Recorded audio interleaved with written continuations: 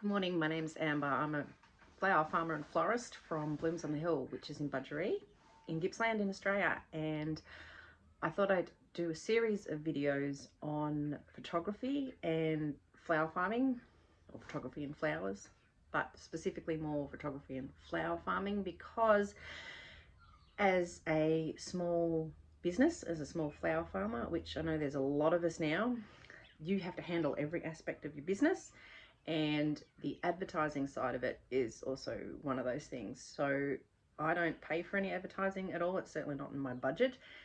The flower farming for me is actually a bit of a side hustle. So we have a farm, we have cows and sheep, which is one of our main forms of income. Also, my husband's a shearer full time, so that's the main thing. But this is something I do in around farming and homeschooling kids and all that kind of thing. But the photography that you take for your flower farm is really important, because you'd use that for your Instagram, you'd use that for Facebook and wherever else that you have your social media accounts. And I don't think I know of any flower farmer that doesn't have Instagram. So being a really visual medium, obviously it's just all photographs, being able to take a good photograph is really important. So it doesn't necessarily mean that you have to have a digital camera. It does help so that you can take really nice shots. Also, having the skills to use it is also really handy. But if you don't, taking photos on your phone is just as good, because the cameras nowadays on phones are fantastic. But there's more to it than just sort of point, shoot, click, really, even with just your phone. So if you can just learn a few things like composition, being aware of the light, that kind of thing, even things like what makes a good background. Look, it's quite an extensive topic. So what I thought I'd do is certainly a series of videos, and particularly now because I don't really have any flowers, it's winter, so this would have to be something that's ongoing, so I can do videos later on, particularly even when I've got dahlias going, which make fantastic subjects. So today I thought I'd just introduce a camera. Now, I did photography at university as one of my majors, so I do kind of know what I'm talking about. And I also did a sort of a brush up online course a couple of years ago, because I hadn't really used my camera properly for a while, and I love doing courses. It's weird, I just, one of those things I do. So I've done lots of flower farming workshops and that kind of thing. I just like to learn. So I did a really good online course called it's Click Love Grow, and it's actually a lady in South Australia. Fantastic online course. She has beginner courses, she has an advanced course, she has separate modules you can do. So you might want to do like a children's photography one, which is taking portraits of kids, taking photos of nature, macro photography, all those different subjects. So that's a really good one, and it's actually aimed at women, so which I really like. I thought that was really good. Not to be sexist, but no, it was good.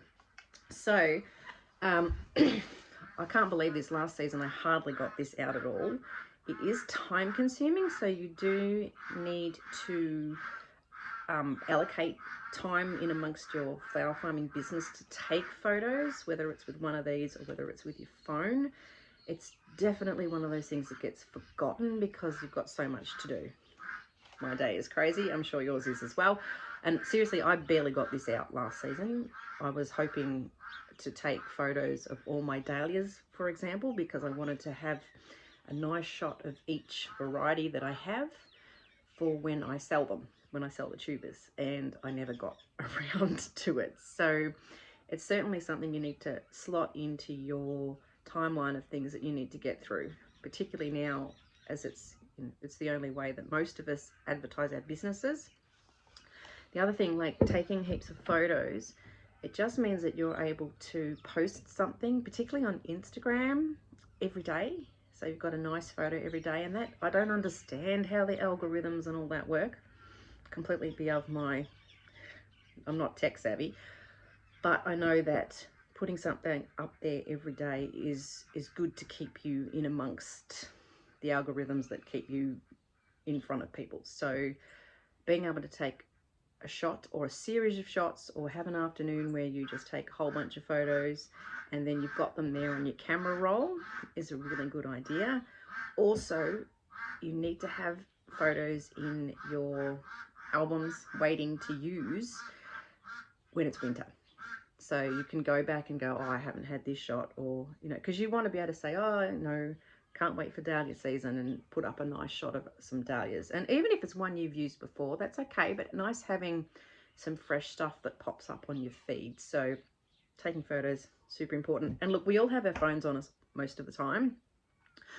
I never used to when I go out on the farm. It drives my husband crazy, but like I'll carry it when I'm going out on the motorbike and when I'm in the tractor in case we run out of fuel, or in case I have an accident on the bike. But now, because I always carry it, because I'm usually listening to a podcast while I'm doing flower farming, so having a phone on you is a good idea. So I just thought I'd, for this particular video, introduce a camera. So if you're thinking about getting one, it doesn't really matter what brand. I've got a Canon. I've always had Canons. And this is not a particularly new one. Can't remember when I bought this. It was certainly before we got the farm. But they're always updating. So it's quite hard to keep up with getting the newer model because you'll be spending a fortune. This one is a 70D. Now, the smaller the number, generally, like, it's the better the camera. It's also more pricey, the camera. But this one's been great, really. It's... No, and I worked as a writer, and because writing was also my major, but I worked as a writer and photographer for a magazine in Gippsland, and this was adequate. So when I bought this camera, it came with some lenses. So it came with this one, which is just sort of a standard, it's an 18 to 55 millimeter lens, and it's a, if you twist it, see how it's zooming in and out, so it's a little, it zooms, so I can zoom closer and I can zoom further away. It came with that, and it also came with a longer zoom lens, so if you're taking photos of things further away, these sorts of things, certainly the long zoom lens, don't need it for flower farming, because, you know, flowers don't mind if you get up close and personal with them. So having to, even this one is not overly necessary. The extra lens I bought, which is really, really good, and I'd highly recommend, is this little 50 millimeter one. It doesn't zoom, okay? It's just a fixed lens, so I can't turn it, twist it, and get closer to the flower, all right? To zoom in on anything, or to, you've actually got to physically move your body, which is fine because flowers don't mind. For example, here's a jar of flowers here.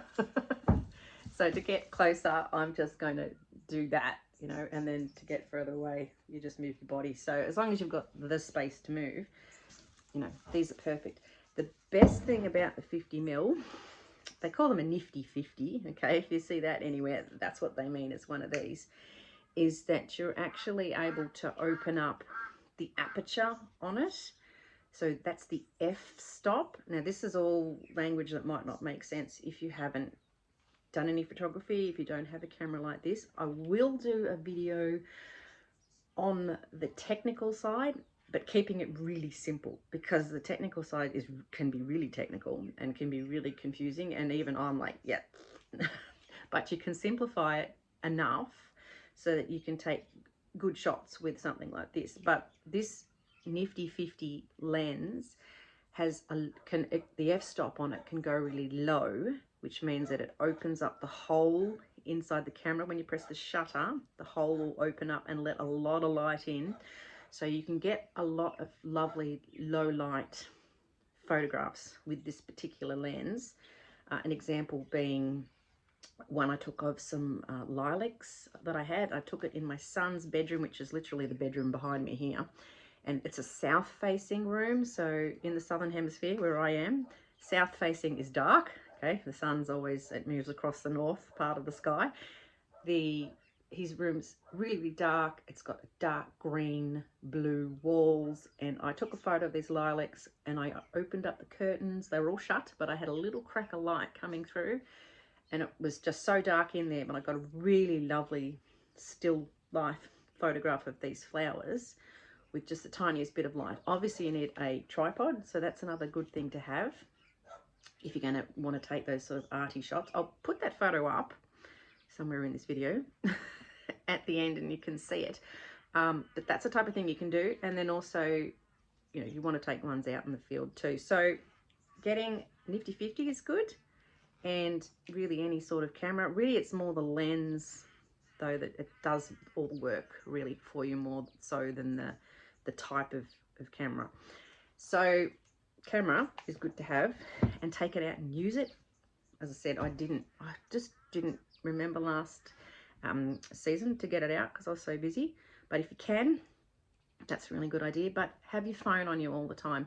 And in other videos I'll go over things like composition and yeah, using the light and when's the best time to take photos and all that sort of thing. And there's a lot to think about, but once you get used to doing it, it's just practice, and then you can make sure that you just have some nicer photos for your Instagram, which are your advertising, and just make sure you have enough of them. That's the main thing. So I hope you probably haven't learned a lot today, but if you want to get a camera, yeah, just a DSL is a great thing to have, and yeah, the nifty 50's a really, really handy lens. Okay, so I will see you another time and we'll continue on with this subject, and we'll keep it going through the months, particularly during summer when the light gets really good and I have some flowers to take photos of. Okay, so I'll catch you next time. Bye.